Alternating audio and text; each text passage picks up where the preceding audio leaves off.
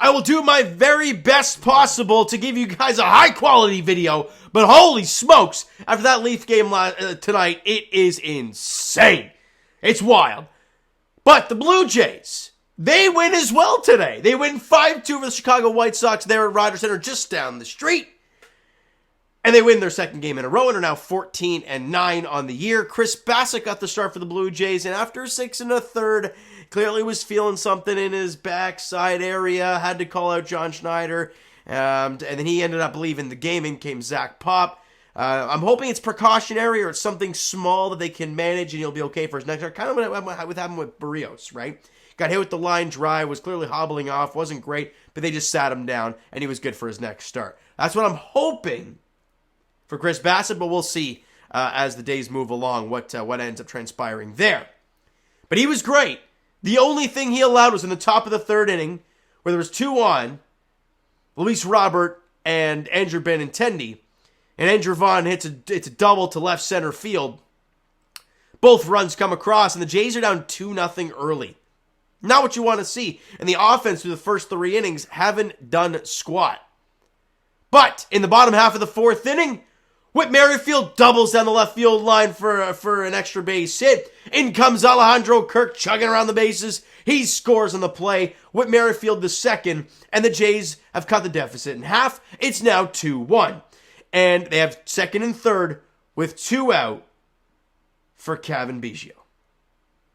A guy that Jays fans want gone, want DFA'd, traded, let go, whatever the case may be. Now, I'm not going to sit here and say, well, this is all for all the Cavan Biggio haters. Well, I'll be honest with you. I'm not a huge fan of the guy. I think most Jays fans aren't, because the numbers aren't there, right? And that's all there is to it. And he's a pretty simple pitcher, guy to face. Fastballs. If you throw over 95, just pump him, right? However, on a 1-2 pitch with 2 out and runners at second and third. Again, that is something the Jays have struggled with mightily all year long, was hitting with runners in scoring position and 2 out. So this is that situation. And a 1-2 pitch is a curveball to Biggio, and it hangs over the middle of the plate, and he drills it to right field. Does it have the length? And it does! It had the distance. Biggio drills the home run, a much-needed bomb for Cavan. And look, stats still aren't great, but he made a huge impact there with the 3-run shot. Brandon Belt and Whit Merrifield come in to score, and the Blue Jays get the lead now. It's 4-2, right? Then we move to the bottom half of the 7th inning, and Matt Chapman hits a double. Vladdy comes in to score, but that's not before Vladdy hits a single. Then gets an incredible jump, steals second. Varsovich a little dribbler back to the pitcher, but it's to the first base side of the mound, so that's able to move Vladdy over to third. Then Matt Chapman doubles in Vladdy to make it a 5-2 ball game, and that is all she wrote. The Blue Jays offense was good enough. They got timely hits with 2 out. It was brilliant to watch. Now, would I have loved to see them get more runs early and not stress me out through the first 3.5, 4 innings? Sure. But they did their job. A White Sox team that has been struggling. I mean, really, really struggling. What are they now, 7-16? Got to see Charlie Montoyo back there in the dugout for the first time in a long time. As much as Charlie wasn't the manager for the Toronto Blue Jays that we wanted, again, nothing takes away that he's probably a hell of a guy. Loved the bongos, but it was time to move on. And he's obviously the bench coach of the White Sox now. If you were watching the game, you saw him in the dugout. So pretty cool stuff there. But overall, I thought the approach to the plate was good. They, at least as the game went along, the approach to the plate got better. They weren't chasing a lot of Lance Lynn stuff as the game went along. Like I said, I was just impressed. I was impressed with the approaches. They had 8 hits total for the Blue Jays. They only had 3. And if you look at the player stats, so let's go to this real quick. Obviously, George Springer didn't start the game. He came into pinch hit with the bases loaded and then hit a ringing single up the middle, or a ball up the middle. Obviously, they were played perfectly as they just touched on the base in the end of the inning. But key players, Brandon Belt, another multi-hit game, had the two-hit day there at Yankee Stadium, and he went 2 for 4 with a run scored in this one. Nobody else had multi-hit games, but Cavan Biggio 1 for 3 with obviously the home run, the run scored, and he gets pinch hit for George Springer. And Whit Merrifield goes 1 for 2 with the RBI and a run scored, and he walks twice. Ladies and gentlemen, Whit Merrifield is quietly having an insanely good season. 317 average, 377 on base percentage, and going into play today had a 751 OPS. That's got to be up near 800 now.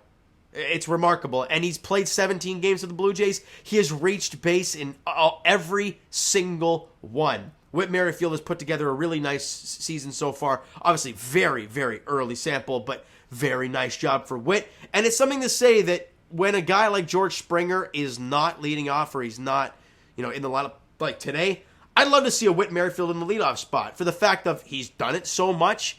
He was a leadoff guy in Kansas City for years, so he's fine with it. Plus, as we've seen over the course of the season to this point, he's getting on base. Love what we're seeing from Whit Merrifield. Really, really do. Kevin Kiermaier went 1 for 2. He walked twice as well, so good day for them. Look, the White Sox are terrible. They walk a ton of guys. And what did the Jays do? They took advantage of that. They had struck out 6 times total. They walked 8 times. Perfect. Pitching-wise, Chris Bassett, as I mentioned, got the start. And sure, he was lifted because of the tightness.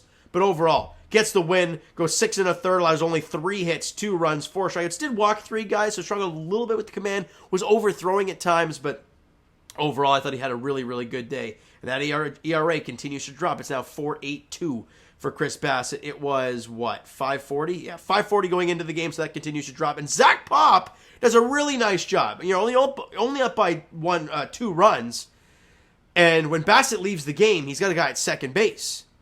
So the time he runs to the plate, Zach Pop comes up and strikes out Luis Robert. Just nasty sinker on the inner half, and then gets out of the inning. Goes an inning and a third, allows a walk, but gets a strikeout in his clean inning and a third. Great job there. Tim Mayza goes out there to face one guy, Gavin Sheets, the pinch hitter, and he strikes him out. So a great job from Tim Mayza. And Jordan Romano, nice to see. Gets a save, number 8 on the season. Faces 3 guys, no problem there. How many pitches did Jordan throw today? Not very many. It didn't feel like 13 pitches for Jordan Romano. Really nice day for him. More importantly, the Blue Jays win it. Now, we move along to Game 2 because that is tomorrow night, 7:07. First pitch at Rogers Center between the Jays and White Sox. Mike Clevenger gets the ball for the no, he's not on the Blue Jays. What am I talking about? For the White Sox. He's 2-1 with a 3.26 ERA, so he's had a pretty good start to his year. And Jose Barrios is on the hill for the Jays. We all know what he's done in his last 2 starts. One against the Rays and one against the Houston Astros in Houston. He's been very, very good. Can he continue to build on that? Continue to grow? We shall see. Right? Can he do it for a 3rd consecutive start? Well, I'll find out tomorrow at 7:07 between the Jays and the White Sox, as the Jays looked at the very least win yet another series. All right? They also look to win their 3rd consecutive game, which would be outstanding. All right? So you know what, guys? That is going to do it for this one. If you enjoyed the video and the W today, smack that like button. I do appreciate it. Hit the subscribe button if not already. Comment down below your thoughts on the video, thoughts on the game. What'd you like, what'd you not like from today's game for the Toronto Blue Jays? The Twitter and Instagram links are down below, so follow up there. If you guys have not done so already, the Discord and TikTok links are down in the description as well. So follow up there if you guys have not done so already. And I will talk to you guys Leafs edition. Game 5, Thursday. Leafs, Lightning, as the Buds look for the first time since 2004, look to punch their ticket to the 2nd round. After that insane game tonight, after back-to-back overtime wins, you're able to do it on your home ice. Get it done on Thursday. As for the Blue Jays, as we talked about, they're back in action tomorrow night for Game 2 of the 3-game set against the Sox. Mike Clevenger, Jose Barrios is the pitching matchup there. 7:07 first pitch at Rogers Center. Thank you guys so much for listening and watching. I hope you enjoyed the video and the W today for sure. We'll talk to you guys then.